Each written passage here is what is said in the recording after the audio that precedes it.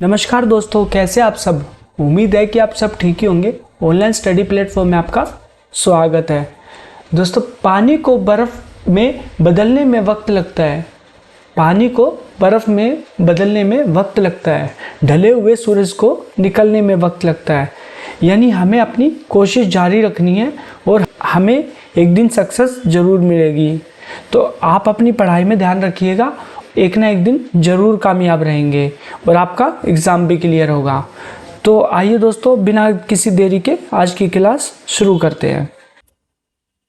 मैंने कल आपको होमवर्क के तौर पे एक क्वेश्चन दिया था। भारत सिंगापुर के बीच संयुक्त युद्ध अभ्यास बोल्ट कुरुक्षेत्र किस जिले में संपन्न हुआ है? Option A Pune, option B Bengaluru, option C Gwalior, option D Jodhpur. इसका जो सही उत्तर था वो था ऑप्शन डी जोधपुर। भारतीय सेना और सिंगापुर की सेना के बीच जोधपुर मिलिट्री स्टेशन में द्विपक्षीय अभ्यास बोल्ट कुरुक्षेत्र का 13वां संस्करण संपन्न हुआ। आयुध निर्माण दिवस किस दिन मनाया जाता है, यानी जिसे बोला जाता है ordnance factories day? Option A 17 मार्च, ऑप्शन बी 18 मार्च, ऑप्शन सी 19 मार्च, ऑप्शन डी 20 मार्च। इसका जो सही आंसर है वो है ऑप्शन बी 18 मार्च। 18 मार्च को हर साल आयुध निर्माण दिवस मनाया जाता है, जिसे बोला जाता है ऑर्डिनेंस फैक्ट्रीज डे। हर साल 18 मार्च को भारत भर में मनाया जाता है। कोसीपुर कोलकाता में स्थित भारत के सबसे पुराने आयुध निर्माणी फैक्ट्री का उत्पादन 18 मार्च 1802 को शुरू किया गया था। इस दिन पूरे भारत में प्रदर्शनियों में बंदूक, गोला बारूद, राइफल, आर्टिलरी इत्यादि के प्रदर्शन का स्मरण किया जाता है। चलते अपने नेक्स्ट क्वेश्चन पे। हमारा दूसरा क्वेश्चन है, हाल ही में जारी सिटी इंडेक्स 2023 में सबसे ज़्यादा महिला अरबपतियों की सूची में कौन सा देश शीर्ष पर रहा है? Option A Britain, option B Bharat, option C Japan, option D America. इसका जो सही उत्तर है वो है ऑप्शन बी भारत। ये भारत की सबसे अमीर महिला है, जिनका नाम है सावित्री जिंदल। इनकी फोटो है। आइए जान लेते हैं इनके बारे में। सिटी इंडेक्स के अनुसार भारत की सावित्री जिंदल सबसे अमीर महिला है। अमेरिका कुल 92 महिला अरबपतियों के साथ दुनिया में सबसे अधिक महिला अरबपतियों वाला देश है। 40 के साथ दूसरे स्थान पर चीन है। इसी सूची में भारत, ऑस्ट्रेलिया और हांगकांग के साथ 5वें स्थान पर है। चलते नेक्स्ट क्वेश्चन पे। नेक्स्ट क्वेश्चन हमारा, नेपाल के तीसरे उपराष्ट्रपति के रूप में किसे चुना गया है? Option A Ram Sahay Prasad Yadav, option B Gagan Kumar Thapa, option C Prakash Man Singh, option D Mamta Jha. इसका जो सही उत्तर है वो है ऑप्शन ए राम सहाय प्रसाद यादव। राम सहाय प्रसाद को नेपाल का तीसरा उपराष्ट्रपति चुना गया है। यह तीसरे उपराष्ट्रपति होंगे राम सहाय यादव नेपाल के। आइए जान लेते हैं इसके बारे में।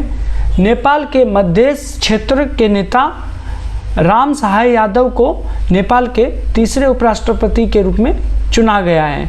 नेपाल के 8 दलों के सत्तारूढ़ गठबंधन के समर्थन वाले उम्मीदवार राम सहाय यादव ने CPM-UML की अष्टलक्ष्मी शाक्य और जनमत पार्टी की ममता झा को हराया।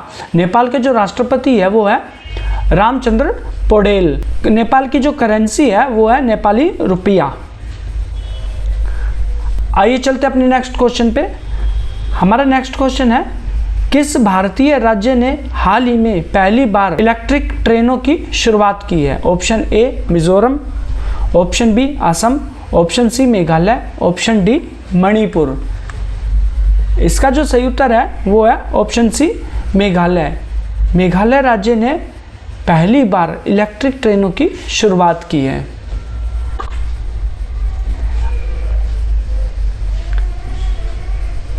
आइए जान लेते हैं इसके बारे में। लंबे इंतज़ार के बाद मेघालय को अब जाकर पहली इलेक्ट्रॉनिक ट्रेन मिली है। रेलवे ने अभयपुरी पंचरत्न के बीच विद्युतीकरण का काम पूरा कर लिया। इसके बाद पूर्वोत्तर भारत में ट्रेनों की गति में सुधार होने की भी पूरी उम्मीद है। चलते अपने नेक्स्ट क्वेश्चन पे। 17 मार्च 2023 को मुंबई के वानखेड़े स्टेडियम में 3 मैचों की श्रृंखला का पहला वनडे किस टीम ने जीता? ऑप्शन ए इंग्लैंड की टीम, ऑप्शन बी भारतीय team, option C Australia team, option D New Zealand team. इसका जो सही उत्तर है वो है ऑप्शन बी भारतीय टीम। आइए जान लेते हैं इसके बारे में। भारत ने 17 मार्च को मुंबई के वानखेड़े स्टेडियम में खेले गए 3 मैचों की सीरीज में पहले वनडे में ऑस्ट्रेलिया को 5 विकेट से हरा दिया। भारत ने 39.5 ओवर में यह लक्ष्य हासिल कर लिया। इससे पहले भारत ने टॉस जीतकर ऑस्ट्रेलिया को पहले बल्लेबाजी करने का मौका दिया। ऑस्ट्रेलिया की पूरी टीम 35.4 ओवर में 188 पर ही ऑल आउट हो गई। ऑस्ट्रेलिया टीम के लिए मिचेल मार्श ने 81 रन बनाए। 81 रन बनाने के बाद भी ऑस्ट्रेलिया की टीम हमारी भारतीय टीम से हार गई। चलते अपने नेक्स्ट क्वेश्चन पे। नेक्स्ट क्वेश्चन हमारा, हाल ही में रेलवे ने किस रेलवे स्टेशन पर पहला ट्रांस टी स्टॉल स्थापित किया है? Option A Guwahati railway station, option B Goa railway station, option C Nai Delhi railway station, option D Lucknow railway station. इसका जो सही उत्तर है वो है option A Guwahati railway station. Guwahati railway station पर पहले ट्रांस टी स्टॉल की शुरुआत की गई है। ये पहला ट्रांसजेंडर टी स्टॉल होगा जो असम के गुवाहाटी रेलवे स्टेशन पर खोला गया है। आइए जान लेते हैं इसके बारे में। असम के गुवाहाटी रेलवे स्टेशन में ट्रांसजेंडर समुदाय ने एक टी स्टॉल खोला है। यह देश का पहला टी स्टॉल बताया जा रहा है। रेल मंत्री अश्विनी वैष्णव ने सोमवार को यानी 13 मार्च को ट्वीट करके इसकी जानकारी दी थी। गुवाहाटी रेलवे स्टेशन पे रेलवे प्लेटफॉर्म पर भारत का पहला टी स्टॉल खुल गया है जिनको ट्रांसजेंडर के द्वारा खोला गया है यानी थर्ड जेंडर। चलते अपने नेक्स्ट क्वेश्चन पे।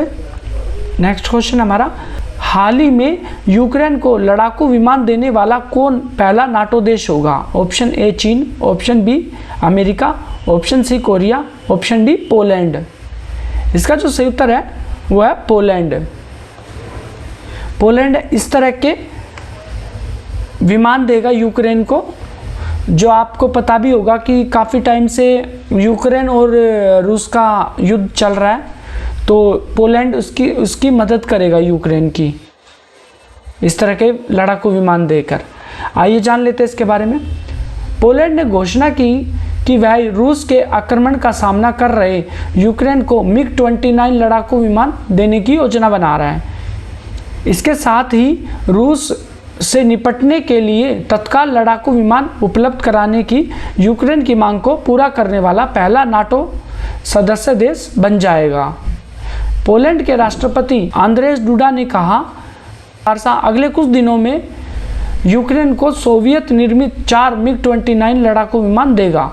इससे पहले पोलैंड यूक्रेन को जर्मनी निर्मित लेपर्ड 2 टैंक उपलब्ध कराने वाला पहला नाटो देश बना था।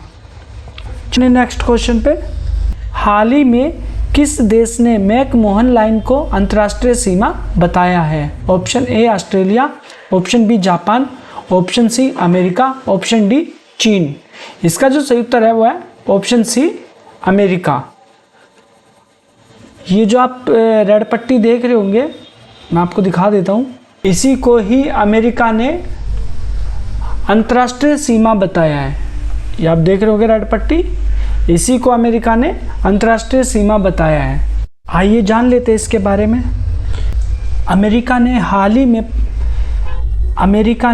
ही में पारित प्रस्ताव में मैकमोहन रेखा को अरुणाचल प्रदेश और चीन के बीच अंतर्राष्ट्रीय सीमा के रूप में मान्यता दी है।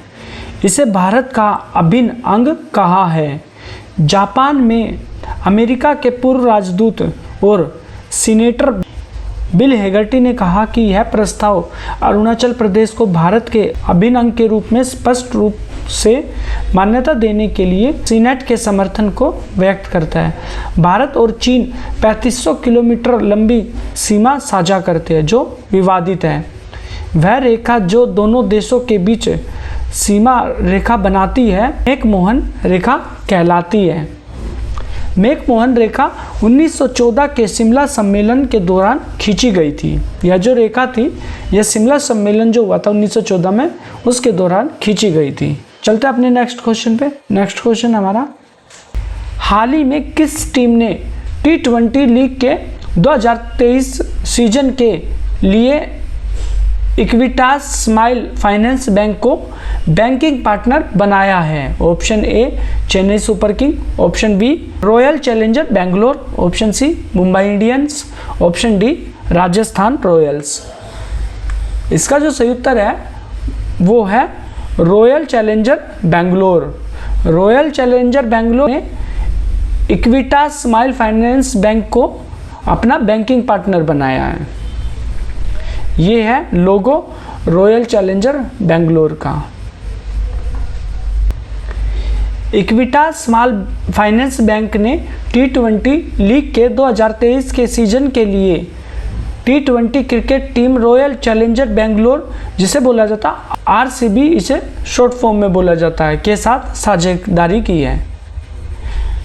RCB टीम की जर्सी के हिस्से के रूप में लीड ट्राउजर पर इक्विटास स्मॉल फाइनेंस बैंक का लोगो को बैंक के लोगो को उपयोग में लाया जाएगा। जो इनकी टीम इंडिया की जर्सी होगी रॉयल चैलेंजर बेंगलोर की, उनकी जर्सी पर Equitas small bank finance bank का लोगो उपयोग में लाया जाएगा। वर्तमान में इक्विटास की बेंगलोर में 10 शाखाएं हैं जो 170 कर्मचारियों के साथ 1.7 लाख से अधिक ग्राहकों को सेवा प्रदान कर रही है।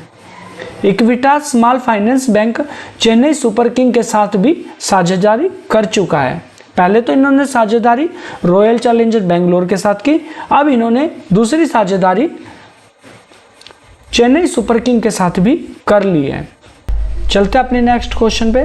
नेक्स्ट क्वेश्चन हमारा, हाल ही में भारत ने सैन्य हार्डवेयर के अधिग्रहण के लिए कितने करोड़ रुपए के प्रस्ताव को मंजूरी दी है?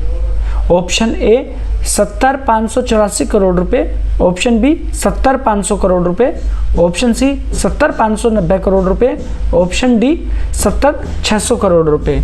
इसका जो सही ऑप्शन है वो है ऑप्शन ए 70,584 करोड़ रुपए के 70,584 करोड़ रुपए के प्रस्ताव को मंजूरी दी गई है। यह मंजूरी रक्षा मंत्री राजनाथ सिंह जी की अध्यक्षता में दी गई है। भारत सरकार में रक्षा मंत्री है राजनाथ सिंह जी, इनकी अध्यक्षता में इस प्रस्ताव को मंजूरी दी गई है। भारत ने एक मेगा खरीद योजना के हिस्से के रूप में 70,584 करोड़ रुपए के स्वदेशी रूप से विकसित सैन्य हार्डवेयर के पूंजी अधिग्रहण को मंजूरी दे दी, जिससे घरेलू रक्षा विनिर्माण को काफ़ी बढ़ावा मिलने की उम्मीद है। खरीद प्रस्तावों को मंजूरी रक्षा मंत्री राजनाथ सिंह की अध्यक्षता में रक्षा अधिग्रहण परिषद, जिसे बोला जाता DAC, ने दी। आइए चलते अपने नेक्स्ट क्वेश्चन पे। नेक्स्ट क्वेश्चन हमारा, हाल ही में कौन सी सेना का P-81 विमान अभ्यास सी ड्रैगन 2023 में भाग लेगा? ऑप्शन ए भारतीय वायुसेना, ऑप्शन बी भारतीय स्थल सेना, ऑप्शन सी भारतीय नौसेना, ऑप्शन डी इनमें से कोई नहीं।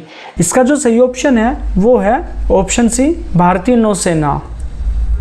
ये भारतीय नौसेना का विमान है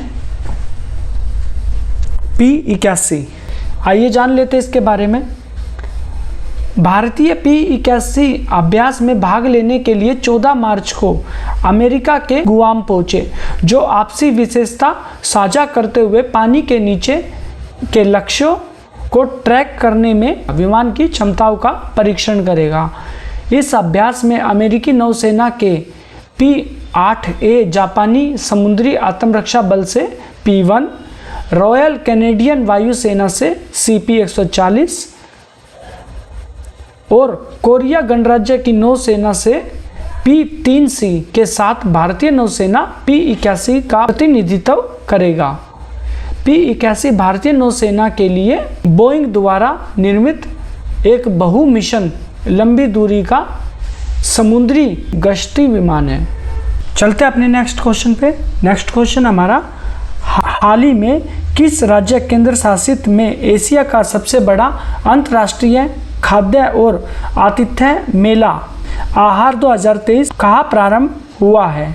option A Assam, option B Nai Delhi, option C Gujarat, option D Rajasthan. इसका जो सही उत्तर है वो है ऑप्शन बी नई दिल्ली। नई दिल्ली में इस तरह का आहार 2023 का मेला आरंभ हुआ है। आइए जान लेते हैं इसके बारे में। आहार 2023 का उद्देश्य क्षेत्रीय खाद्य प्रसंस्करण उद्योग, कृषि और प्रसंस्कृत खाद्य उत्पाद निर्यात विकास प्राधिकरण, जिसे बोला जाता है APDA, और अन्य संगठनों की मदद से एकत्रित किया गया था। इसका उद्देश्य आतिथ्य उद्योग की क्षमता को प्रदर्शित करना और घरेलू और विदेशी उपभोक्ताओं को तकनीकों, वस्तुओं और सेवाओं का प्रदर्शन करना है। चलते अपने नेक्स्ट क्वेश्चन पे। नेक्स्ट क्वेश्चन हमारा, किस राज्य ने राज्य में 19 नए जिलों और 3 नए मंडलों की घोषणा की है? Option A Uttar Pradesh, option B Maharashtra, option C Rajasthan, option D Madhya Pradesh. इसका जो सही उत्तर है वो है ऑप्शन सी राजस्थान। राजस्थान सरकार के द्वारा 19 नए जिलों और 3 नए मंडलों की घोषणा की गई है इन्हें बनाने की। यह घोषणा राजस्थान के मुख्यमंत्री अशोक गहलोत के द्वारा की गई। ये जान लेते हैं इसके बारे में। राजस्थान के मुख्यमंत्री अशोक गहलोत ने आज राज्य में 19 नए जिलों और 3 नए मंडल मुख्यालयों के गठन की घोषणा की। अब राज्य में जिलों की संख्या 50 हो गई है। नए जिलों में अनूपगढ़, बालोतरा, ब्यावर, डीग, डिडवाना कुचामन सिटी, दूदू गंगापुर सिटी, जयपुर उत्तर, जयपुर दक्षिण, जोधपुर पश्चिम, जोधपुर पूर्व, कैकड़ी, कोटपुतली, बरहोड़, खेरतल, निमका थाना, फालोदी, सलूमर, सांचौर और शाहपुरा शामिल है। बांसवाड़ा, पाली और सीकर नए संभागीय मुख्यालय होंगे। चलते अपने नेक्स्ट क्वेश्चन पे। नेक्स्ट क्वेश्चन हमारा, PM मित्र योजना के तहत कितने मेगा टेक्सटाइल पार्क स्थापित किए जाएंगे? Option A 7, option B 8, option C 9, option D 10। इसका जो सही उत्तर है वो है ऑप्शन ए 7। योजना के तहत मेगा टेक्सटाइल पार्क स्थापित किए जाएंगे। ये किए जाएंगे 7। आइए जान लेते हैं इसके बारे में। मोदी सरकार ने PM मेगा टेक्सटाइल पार्क परियोजना को मंजूरी दी है। इस परियोजना में देश के 7 राज्यों में PM मित्र मेगा टेक्सटाइल पार्क बनाए जाएंगे। इन 7 राज्यों में तमिलनाडु, तेलंगाना, कर्नाटक, महाराष्ट्र, गुजरात, MP और UP शामिल है। इससे देश के कपड़ा उद्योग में एक बड़ा बदलाव आएगा। ये उम्मीद जताई जा रही है कि इससे कपड़ा उद्योग में एक बड़ा बदलाव आएगा। चलते हैं नेक्स्ट क्वेश्चन पे। नेक्स्ट क्वेश्चन हमारा, हाल ही में किसके द्वारा तिरुवनंतपुरम में नागरिक अभिनंदन समारोह में भाग लिया? तुम श्री रजत जयंती समारोह का उद्घाटन किया और उन्नति का शुभारंभ किया। वो किसके द्वारा किया गया? ऑप्शन ए राज्यपाल, ऑप्शन बी मुख्यमंत्री, ऑप्शन सी प्रधानमंत्री, ऑप्शन डी राष्ट्रपति। इसका जो सही उत्तर है वो है ऑप्शन डी राष्ट्रपति। राष्ट्रपति द्रौपदी मुर्मू जी द्वारा तिरुवनंतपुरम में नागरिक अभिनंदन समारोह में उन्होंने भाग लिया और उनके द्वारा यह उद्घाटन और इसका शुभारंभ किया गया। ये महामहिम राष्ट्रपति है द्रौपदी मुर्मू।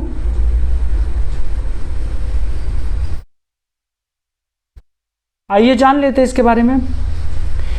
राष्ट्रपति द्रौपदी मुर्मू ने आज 17 मार्च 2023 को तिरुवनंतपुरम में केरल सरकार द्वारा उनके सम्मान में आयोजित नागरिक अभिनंदन समारोह में भाग लिया।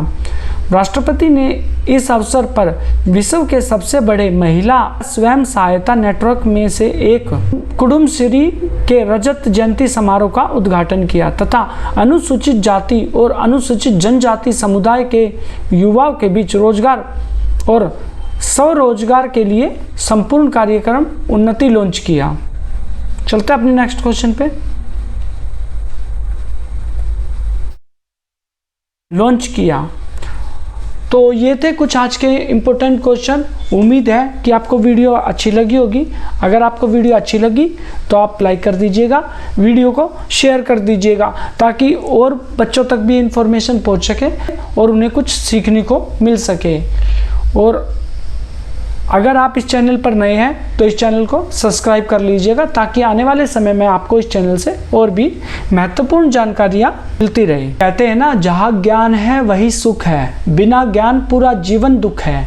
तो आप ऐसे ही ज्ञान लेते रहिए, जीवन में ज्ञान बांटने से कभी कम नहीं होता। तो मिलते हैं नेक्स्ट क्लास में, जब तक के लिए जय हिंद, जय भारत।